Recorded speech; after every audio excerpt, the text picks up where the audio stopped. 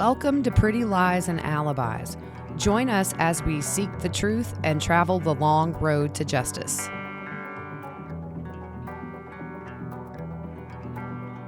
Hi, everybody. It's Wednesday, June 2nd. Time for another episode of Pretty Lies and Alibis. I'm Gigi. What's good, Fruit Loop?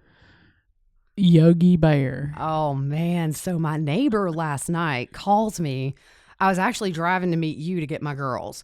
And she says, I have a video you may want to see. So she says, there is a big bear that came from your backyard into mine. So she sent me the video. That was a hoss. Huge. Humongous. Not a cub. No, it was a black bear. It was huge. Can you imagine how many times I go outside at night to just do random stuff in my car? You might want to rethink that. It would be my luck to get chased by a bear. Yeah. Okay, so real quick, I got to give a big shout out to my nephew's mother-in-law, Tammy. She is a new listener, but she's binge listening, and I got to see her. Let's see, Memorial Day was Monday, so I got to see her on Monday, and she's all into the Vallow case. So I just want to give a shout out to Tammy and say, "Hey, girl, hey." And then just because I'm me, you know, I got these new hardwood floors, and I'm not used to them. I had carpet, and so this morning I had my socks on.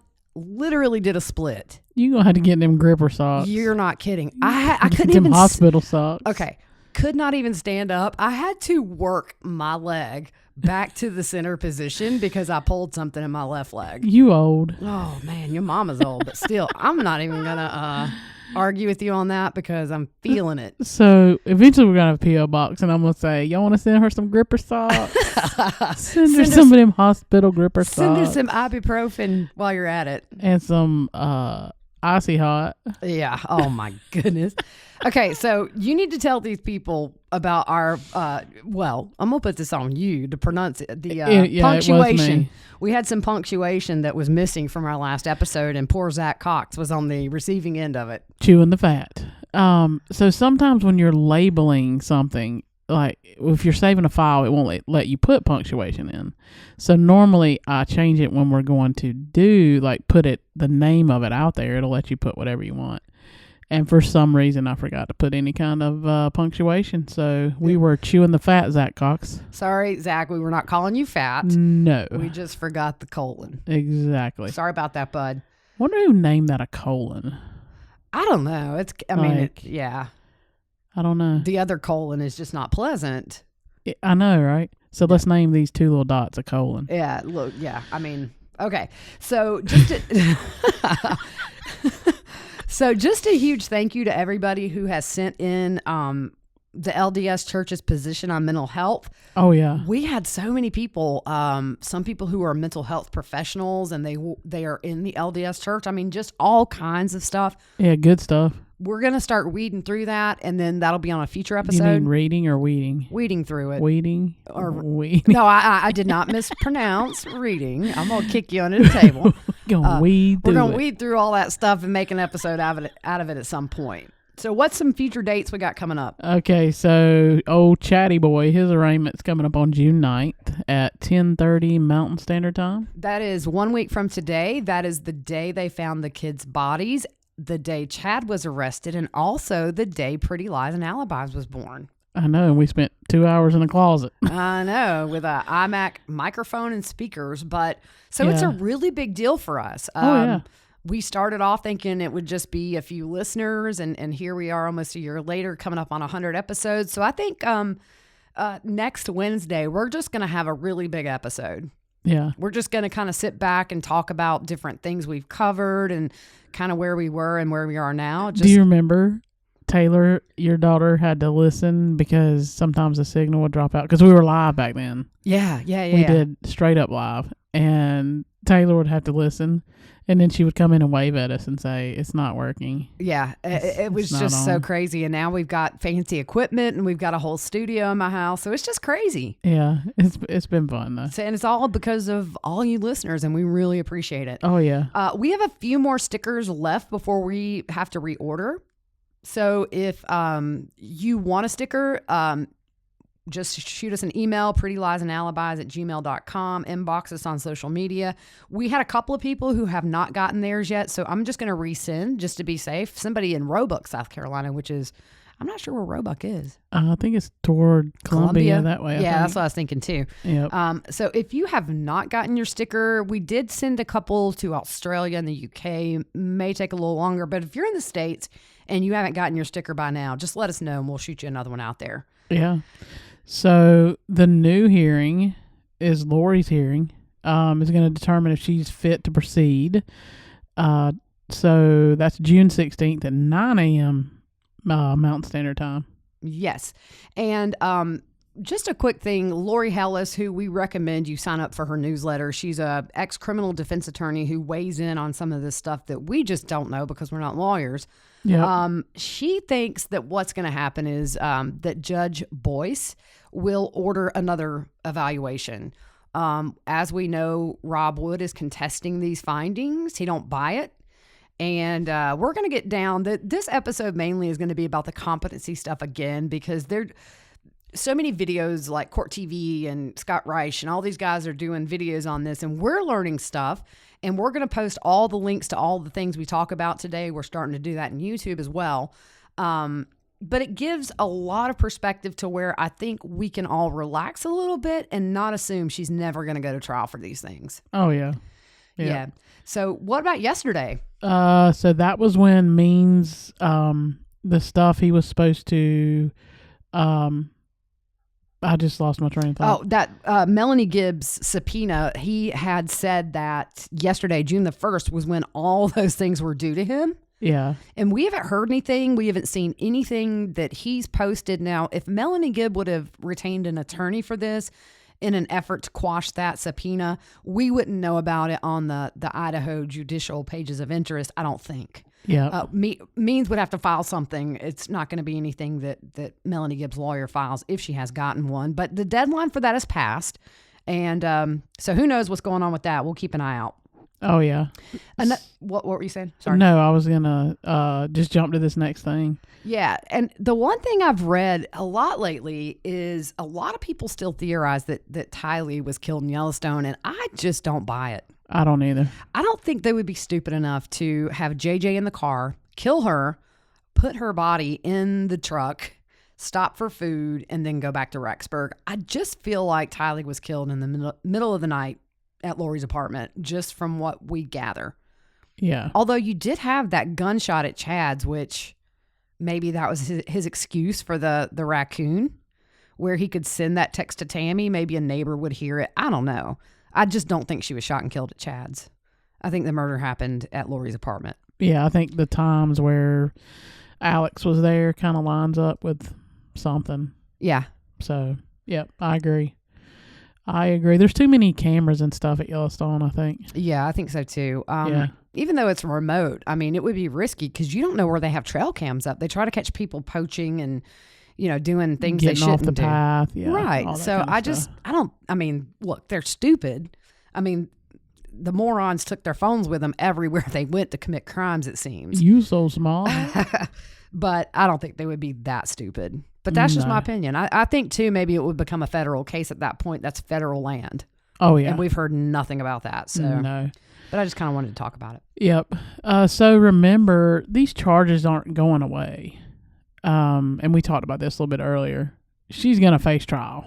Yes. For these murders. Yeah, it's all temporary.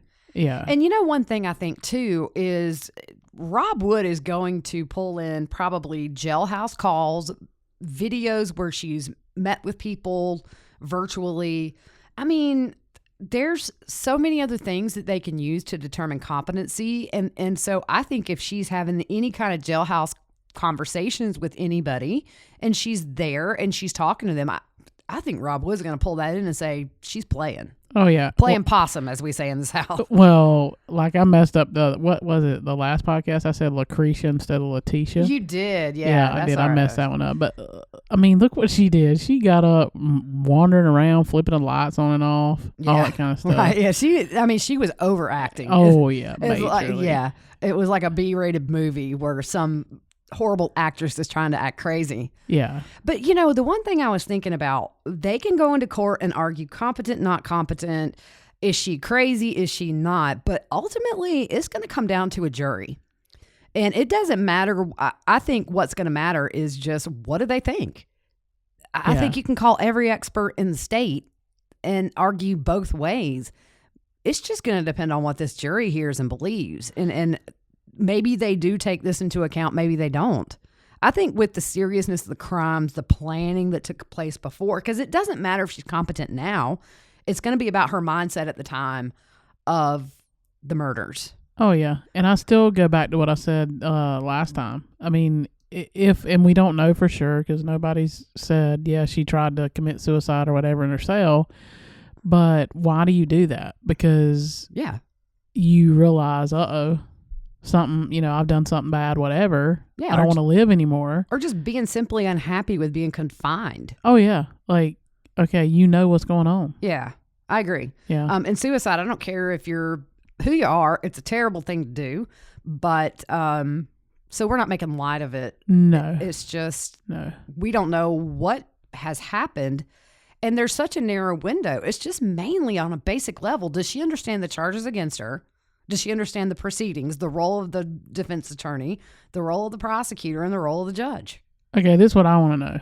Has somebody seen her in the Gumby suit? Because that's what happens in jail if you are on suicide watch. Yeah, you get that big. Here you get a big green Gumby suit. It does look like Gumby. It's like an old wrestling mat's what it looks like with holes in it, so your arms and your legs can come out. Oh man, yeah, it's pretty bad. So if you've been in jail, let us know if you've seen her in the Gumby suit. Yeah. So Idaho is only one of 4 states without the insanity plea.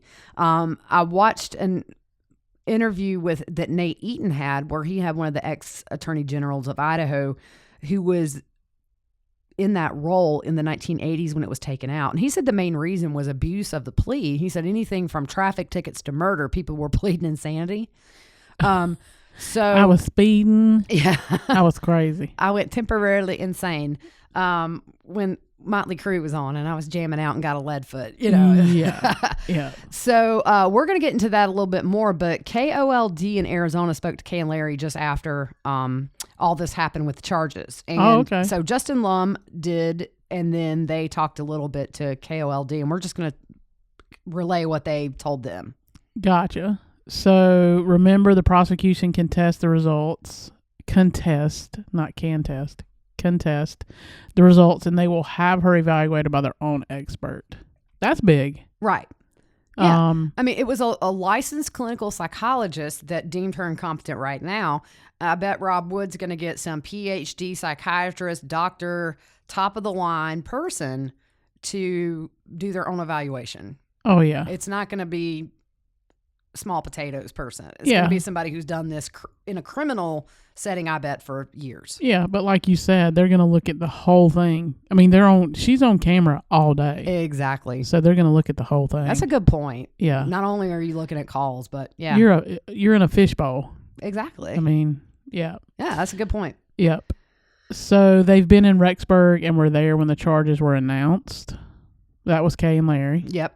I figured they were because one of the videos they did, it was in a hotel room. Right. And they also said on the Justin Lum interview that they had met with Rob Wood, I believe, previously before the charges were announced publicly. And then they were meeting with him later that day, I believe, after the charges were filed or the next day.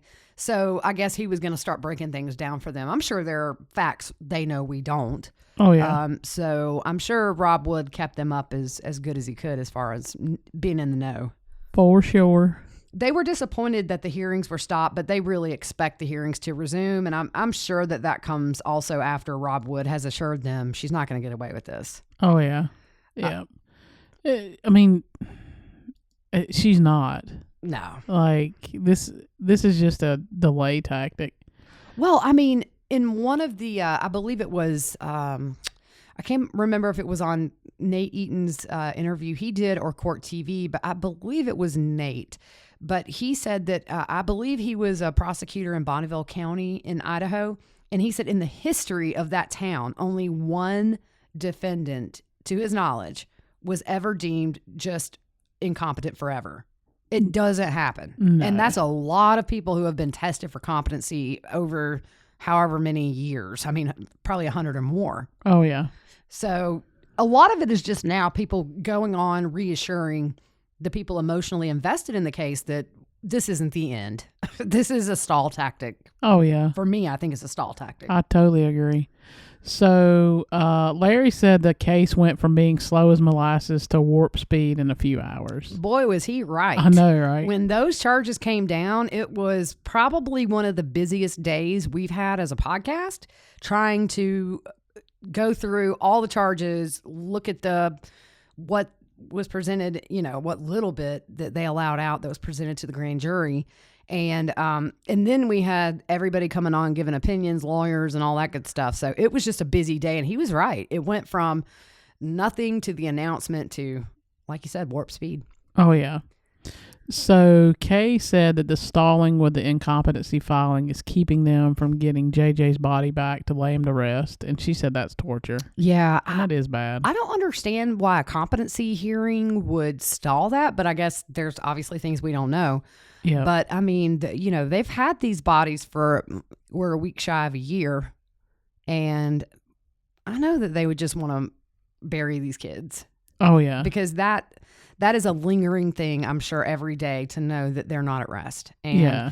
I can't imagine. Some kind of closure, even though it's not easy. You know what I mean? Right. Yeah, it does. I mean, Yeah. Anytime a loved one has died, I mean, there is some relief after the funeral just because you're not anticipating having to say that final goodbye. That's the hardest thing. Yeah. Is waiting to see that casket one last time and, then they're gone. Yeah. So I get it. And they were talking about the death penalty again. Larry wants it, but he also understands that this could make the case go on for years and years and years.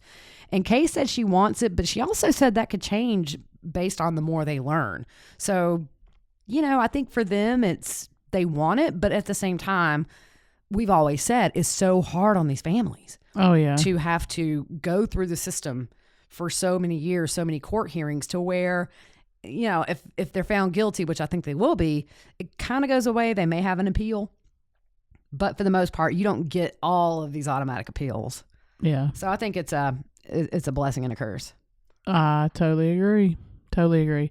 So what are your thoughts on the body cam footage of Charles? Well, I was thinking about this, and Mark Means, he is now on court TV as an analyst, and he was on actually sort of talking about Lori, but not really saying much.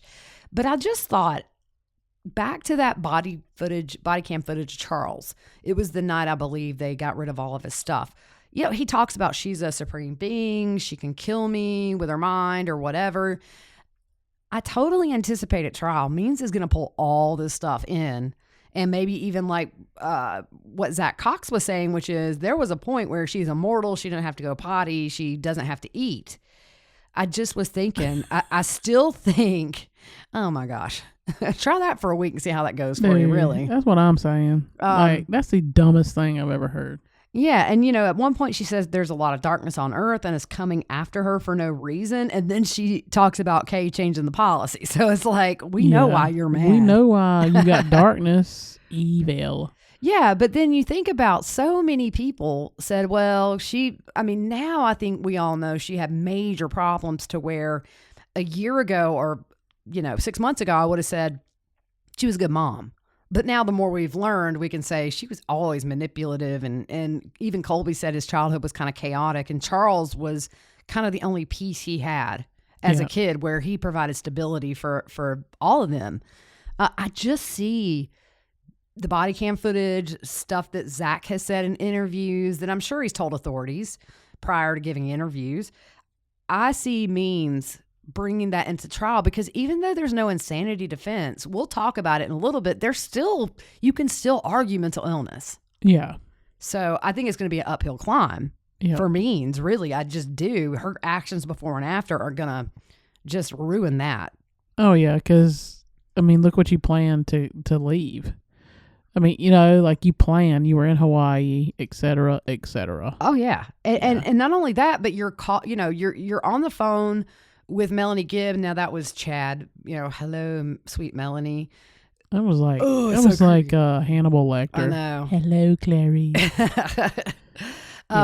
So I just feel like that even things like that, where Lori is telling her, oh, just take a picture of a bunch of kids running around and say it's JJ. Yeah. I mean, she is deliberately hiding the fact that she knew the kid was deceased and buried. Oh, yeah. So I just don't think it's going to work. I think it's the only way Mark Means can defend her. Really, there's no other way to defend her, but it's allowed in a very limited setting. So let's talk about what court TV they had the ex-attorney general of Idaho, David Lee Roy, on. What did they say? I ain't gonna lie. I thought it said David Lee Roth. Oh, man. I ain't gonna lie. So from the 80s on, he said, while insanity isn't a defense there, it could be that her attorneys argue, was she able to form the mental element or intent of the crimes?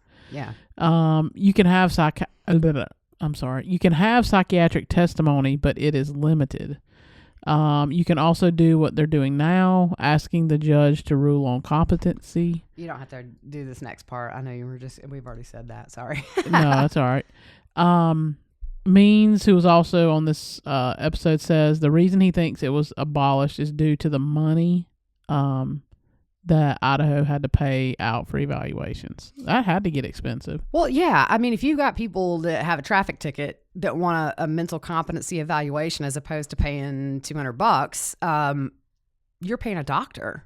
And it's not just one visit. I'm sure it's a few. So I can see where that would be expensive for the state. Oh, yeah. Yeah. So the state only has to prove intent, which isn't a tall order for concealment of the bodies. Did she intend to commit these crimes? Yeah, and so what this ex-attorney general was saying is just for the concealment, which are the original charges that they held her on, it's going to be easy to say she knew. He did say it could get a little more complicated when you're talking about planning the murders and the murders, because if she's claiming religious stuff, if she's claiming pretty much to me, it seems like a lot of these women that drown their kids in the bathtub or kill kids, they always say, well, I heard God telling me to do it. Now, whether or not that's true, I mean, what's scary is I think Andrea Yates is out and she drowned her 5 kids and they ruled her insane, I believe. Yeah. And she spent time in a mental hospital. And then I guess when they feel like she's competent to leave, she got to leave and she's a free woman.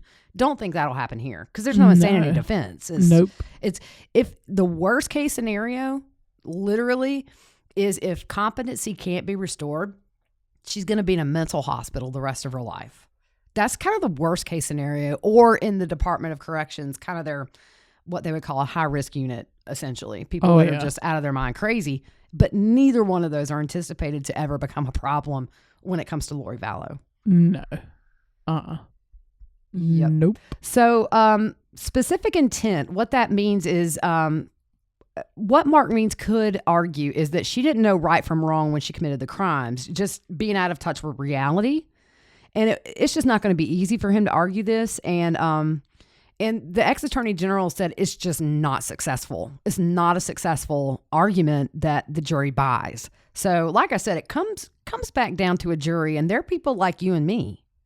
Yep, normal people. And so I just don't see where juries these days, especially when you're talking about dead kids and then dead spouses, and it's all part of a grand scheme, which is kind of what was said in the affidavits.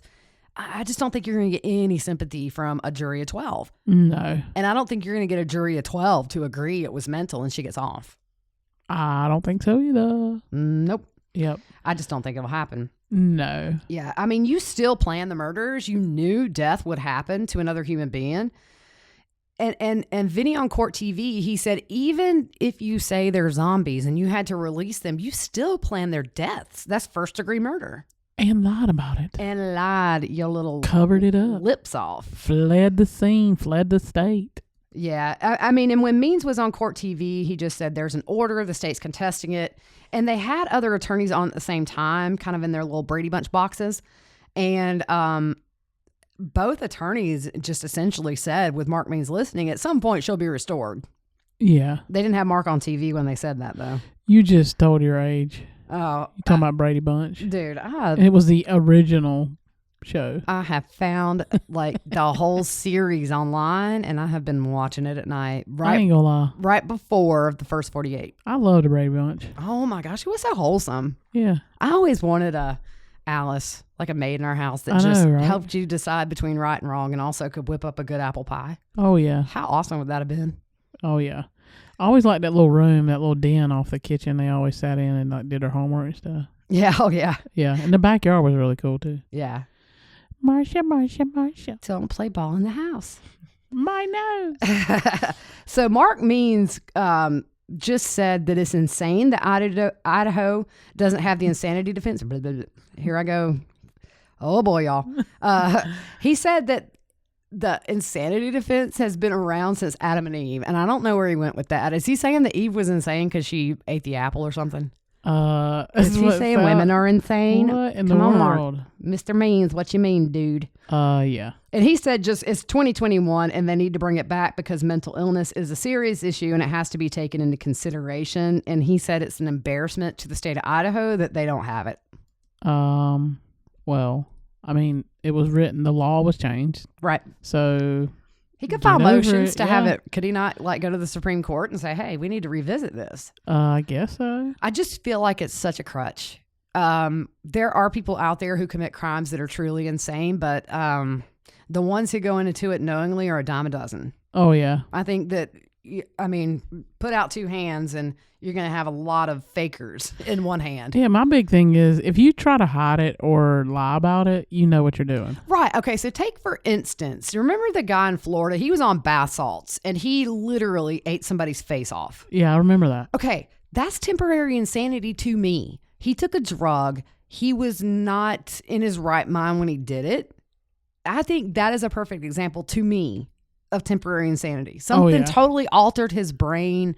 And they were talking about drug users in the context of temporary insanity on this court TV special, where they may be incompetent when they come in and they're not clean, but give them 60 or 90 days to get through detox, then they're competent. Yeah. So you see, it's, to me, that guy that did that crime was out of his mind. Most definitely. You don't eat somebody's face and not be crazy. That's That's gross. That is so gross. It was so eerie. I believe they had an overhead shot of him doing it from a helicopter. It was crazy. Yeah, that's nasty. Yeah. So, excuse me, y'all. We're going to move on. Yeah. My lung just flopped on the table. So East Idaho News, we're going to move to that. So Nate talked to Bonneville County Prosecutor Danny Clark about the incompetency filing. The incompetence diagnosis is an opinion. It must be determined by a judge. It's a judicial ruling. Right. And so what we're seeing here is Rob Wood saying, okay, well, we've got your opinion. We're going to get ours. And then we're going to let the judge decide.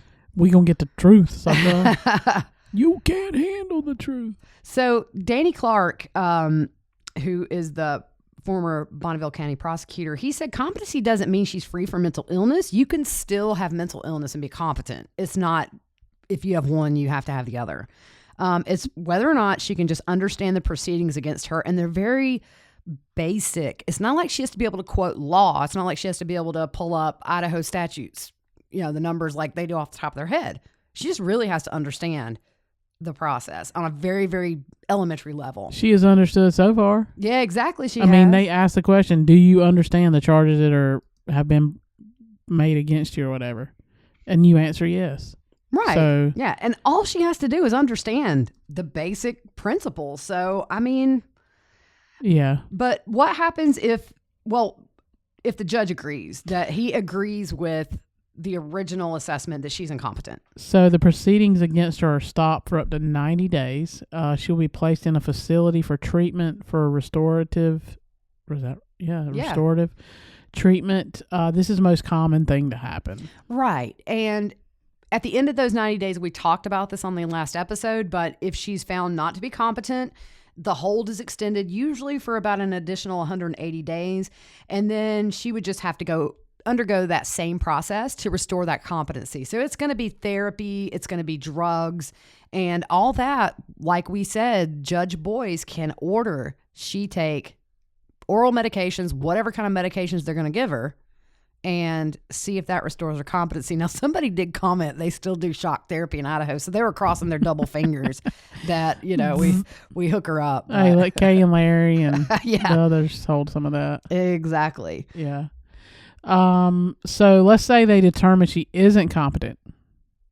What does that look like? Well, if it doesn't look like she will ever regain competency, like we said, she would be committed involuntarily by the Department of Health and Welfare until competency is restored, if ever. But like we said, these guys all have been very clear in saying it's just not common that they're never competent. It can be a small window. As long as they rule she's competent, they'll start these hearings right back up. Okay, here's the deal for me. You can act like you crazy and ain't competent, but eventually you ain't going to be able to act. Right. You're going to give it up. Yeah. I mean, you can't continue down that road. No. And so what he also said is kind of like the insanity plea in what Mark Means could argue, in that she just wasn't there mentally, but we know she can't do that. And like we said, the cover up, the planning, everything after, it's just, it's not going to be easy for them. And he said usually these competency evaluations are usually asked for in the beginning. It's not uncommon that they come 6 months to a year later, but it's not super common. Yeah, because and I think that's why the judge asked those questions. Have you been read your charges, or has your attorney went over? Do you understand the charges? Blah, blah, blah, blah, blah. And that just tells me that we always go back to what our contact in prison says. The most hardened criminals, or the ones that are just in the pokey fresh from never having charges, at some point they kind of have that realization that I've messed up and I'm never going to get out of these kind of facilities, whether it be jail or prison. And that causes the breakdown. I mean, the girl I know tried to kill herself 3 times before trial because it took 3.5 years to even go to trial. And in the middle of it, she's just tired. She's just tired. I mean, not that she had an excuse, but just mentally within her own mind, she saw no way out for the rest of her life. And so she tried to end it. That doesn't mean she's crazy. It means, like you say, she understands this is probably going to be her reality until the day she takes her last breath.